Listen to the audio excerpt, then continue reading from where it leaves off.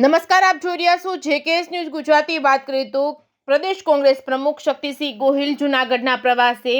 સમગ્ર વાત કરીએ તો ગુજરાત પ્રદેશ કોંગ્રેસ પ્રમુખ શક્તિસિંહ ગોહિલ આજે જૂનાગઢના પ્રવાસે હતા, જ્યાં તેઓએ પ્રથમ જાહેર સભા સંબોધ્યા બાદ શહેરના પાયાના પ્રશ્નો અંગે પદયાત્રા સ્વરૂપે કલેક્ટર કચેરીએ પહોંચી આવેદનપત્ર પાઠવ્યું હતું। પ્રદેશ કોંગ્રેસ પ્રમુખ બન્યા બાદ પ્રથમ વખત શક્તિસિંહ ગોહિલ આજે જૂનાગઢના પ્રવાસે આવ્યા હતા। અહીં શહેરના ઝાંસીની રાણી સ્થળ ખાતે સભાને સંબોધન કર્યું હતું। તેઓએ સંબોધનમાં ઉલ્લેખ કર્યો હતો કે જૂનાગઢની ભૂમિને તેઓ નમન કરે છે। લોક પ્રશ્નોને સરકાર સુધી પહોંચાડવાનો આજનો તેમનો કાર્યક્રમ છે। તેઓએ વધુમાં જણાવ્યું હતું, કોંગ્રેસની સરકારમાં સામાન્ય લોકોની ચિંતા થતી હતી। જૂનાગઢ પંથકમાં પાક વીમાના નામે પૂરી માહિતી આપતી નથી।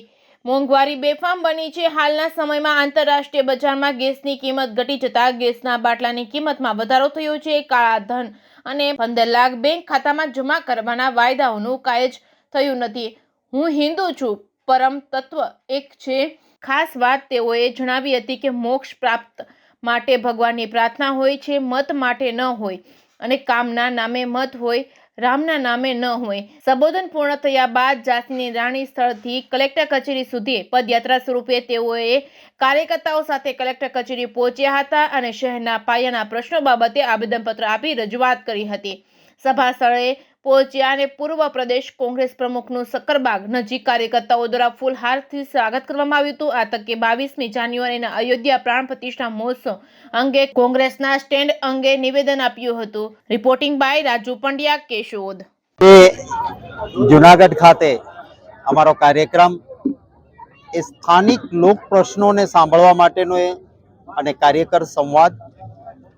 આ સંવાદ બાદ અમે જે જૂનાગઢ શહેર અને જિલ્લાના પ્રશ્નો છે, અતિ વિષમ પ્રશ્નો છે, ત્યારે એક જવાબદાર રચનાત્મક વિરોધ પક્ષ તરીકે સરકાર જૂનાગઢની જનતાના પ્રશ્નો માટે નક્કર પગલાઓ લે, એના માટે એક પદયાત્રા કરીને કલેક્ટર ઓફિસ સુધી જઈશું। આ વ્યવસ્થા કરવા માંગતા નથી। કલેક્ટર ઓફિસની બહાર અમે ઊભા રહીશું પદયાત્રા બાદ, અને અમારા જિલ્લાના પ્રમુખ કલેક્ટરશ્રીને જઈને આવેદનપત્ર આપશે। જૂનાગઢમાં માલધારીઓનો મોટો પ્રશ્ન છે। ભૂતકાળમાં કોંગ્રેસની સરકારમાં ઘાસ માટે એમને પાસ આપવામાં આવતા હતા, આ પાસ બંધ કરવામાં આવ્યા છે।